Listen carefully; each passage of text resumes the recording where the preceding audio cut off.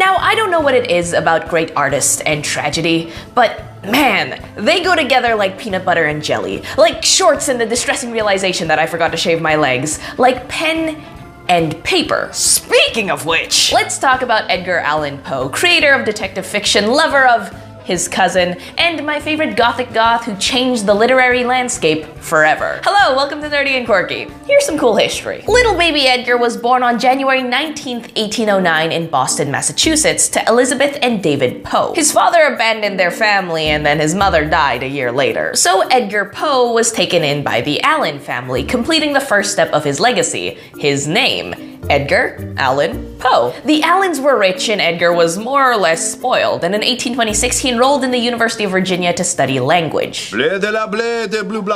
However, whether it was due to a chaotic school system that is even worse than America's today, which is saying something, or because Poe got caught up in gambling debts, he dropped out a year later and his relationship with his foster father was strained. So he then entered the military under a false name and age and went on to attain the highest rank possible for his position. But his love of language was not forgotten as he published his first book, Tamerlane and Other Poems, under a very simple pseudonym, a Bostonian. However, he still wasn't satisfied. He was allowed to leave his position 3 years early under one condition. He reconciled with his father. Now, his father also had a condition, which was pretty sad because his wife just died, but he actually required Poe to attend West Point Military Academy. And Poe did! And then, what a surprise! Poe dropped out. He also got disowned. I'm sorry, I love Poe, but he is a hot mess, and it just gets messier. After being disowned in 1831, he went to live with family in Baltimore, which is where he met his true love, in his family, in Baltimore. Good morning, Baltimore!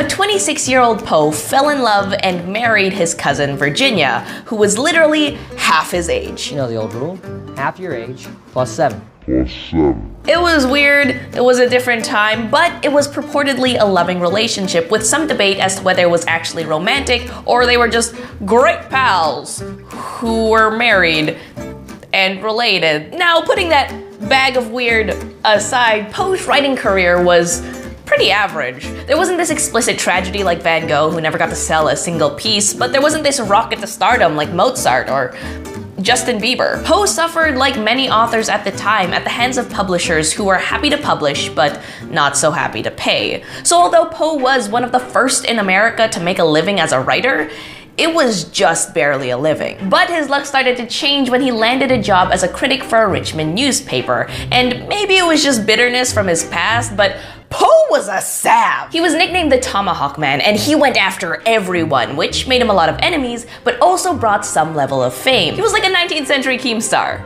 I'm sorry. That metaphor hurt me too. Poe also dabbled in prose, publishing works like the Tales of the Grotesque and Arabesque, which explored the gruesome, thrilling style he is best known for today. But also The Murders on the Rue Morgue, which is well credited as the start of the detective fiction genre. But honestly, I think it was just a whole lot of monkey business. That didn't make any sense if you didn't read the book. But he reached the peak of his fame in 1845 when his most famous poem, The Raven, was featured in the Evening Mirror. But joy in his newfound fame was short-lived as it came with no real change in wealth, and worst of all, his wife, his cousin, Virginia, was dying. She caught the consumption, which is old speak for tuberculosis, which everyone got apparently. Now here's a juicy little piece of gossip. In 1845, the year of the Raven, Poe was rumored to be flirting with another poet, Francis Osgood. Now, Virginia knew about Osgood, and she actually liked Osgood. But that happy little love triangle turned into a quarrelsome quadrilateral, a pissed-off parallelogram. There was another poet, Elizabeth Elliot, who was obsessed with Poe, and Poe was like, ew. Literally, he could do nothing but repel with scorn. Elliot couldn't even get into the friend zone. Anyway, Elliot was jealous of Osgood and threatened to blackmail her using her flirtatious letters with Poe. They were like the sexts of the olden days, when nudes were oil paintings. Now, Elliot was also sending Poe some letters, but getting no response, like a thirsty mess in the DMs. And Poe was like, please, leave me alone, and just returned all of her letters. Nonetheless, Elliot sent her brother to go get those letters back from Poe, letters she already had. And when Poe requested some backup, cause like, dude, what are you doing right now? For pretty fair reasons, considering his history as a flop and a bit of a weirdo, his friends just thought he was lying. And then Eliot, master of spin and home wrecking, said that all of the letters were actually written by Poe. He was sexting himself all along! And as ridiculous as it sounds now, those events put a lot of strain on Virginia Poe while she was sick, to the point that as she died, she declared that Eliot had been her murderer. And when Virginia died, Poe's life went into a down spiral that never stopped. And on September 27th, 1849, he left New York for Philadelphia to take up an editing job, and then just vanished, only to be found on October 3rd in a ditch in Baltimore,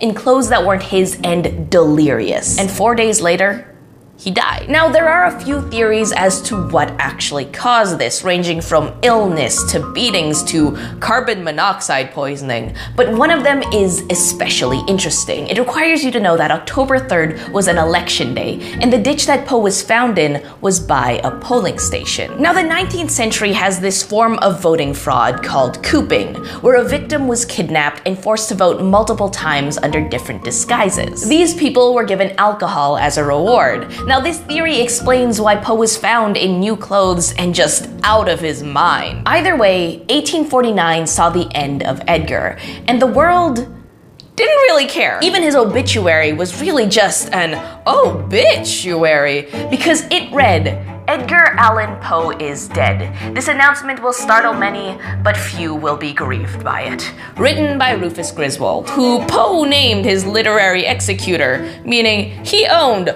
all of Poe's works. This has to be up there in terms of terrible decisions, which Poe made a lot of. Griswold hated him, and in 1850, Griswold published this memoir of Poe, painting him as this depraved drunkard and immoral womanizer. Griswold did everything in his power to destroy Poe's reputation. Now, what Griswold didn't realize is that people love a train wreck. He made Poe seem so much more interesting than this dude with a tiny mustache who likes birds and isn't Tesla. And it is very possible that those memoirs helped solidify Edgar Allan Poe's place in literary history to this very day. So that was just some cool history on the cool life of Poe. Now, what about you guys? Do you like Poe? How do you think he died? Tell me down below. While you're down there, it would be awesome if you recommend some interesting figures you know from history. And if you enjoyed this video or you just want to support the show, liking and sharing would help out so much. But either way, have a lovely day. Hey Sabrina, are you gonna talk about the election?